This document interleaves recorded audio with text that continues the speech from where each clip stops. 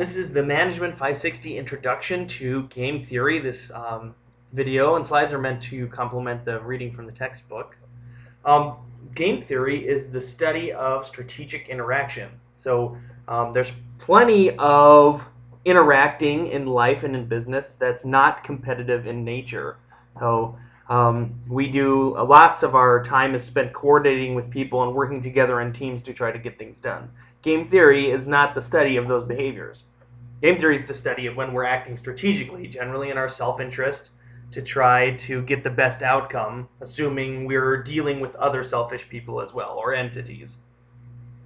So game theory as a discipline assumes that generally assumes that players in these games or parties to these interactions act rationally. They're seeking to get the best outcome for themselves.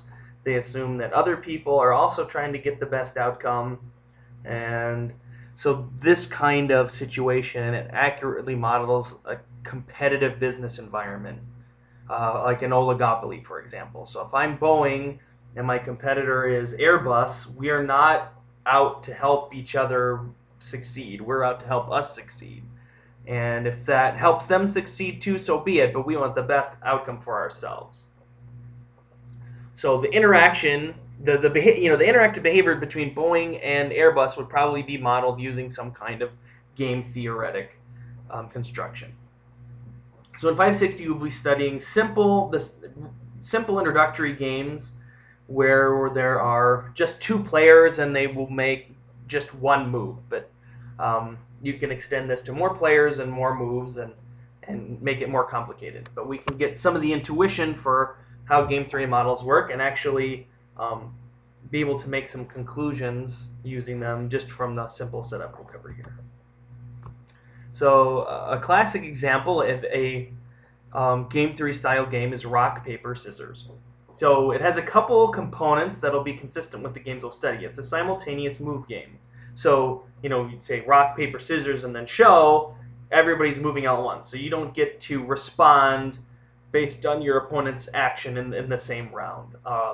We can also call that hidden action, in that you make your choice without the other player knowing, and they make their choice without you knowing.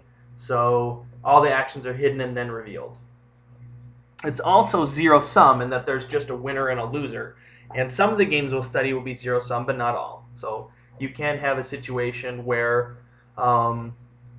if we were to play rock, paper, scissors, and I score 2 points if I win with rock, and the other player scores 2 points if they lose with scissors, it would be both of our best interests to play rock, scissors over and over and over again, because they would be accumulating points and we would be accumulating points, and the result would be we're better off than just actually playing the game competitively, because we might lose some points or score 0.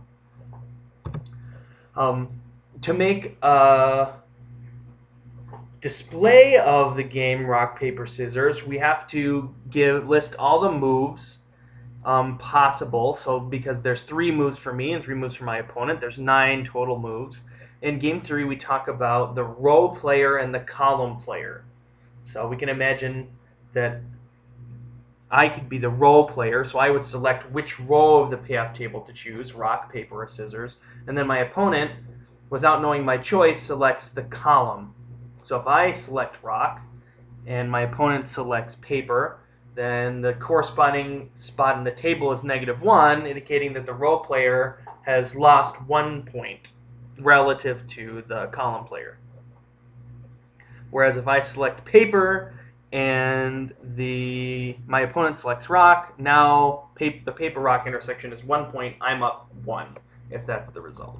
So the chart summarizes the score outcomes of all 9 possible combinations of moves in rock, paper, scissors. So that's how to display a game in simple game theory. When we have the opportunity to both score points at the same time, then each of these cells will be populated with 2 numbers. The first number will be the row player score, and the second number will be the column player score. So Given a game like rock, paper, scissors, we'd like to be able to decide what's the best move given these alternatives. And there are a couple different methods we can use to study what to do. And the first is successive iteration of dominated strategies, which we'll get to in the next video.